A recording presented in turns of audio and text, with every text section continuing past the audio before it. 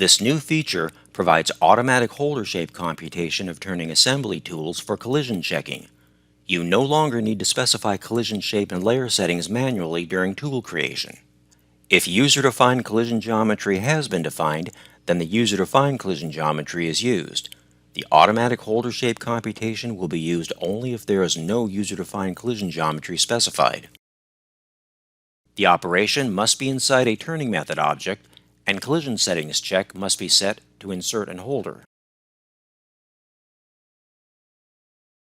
We'll begin by looking at the tool assembly.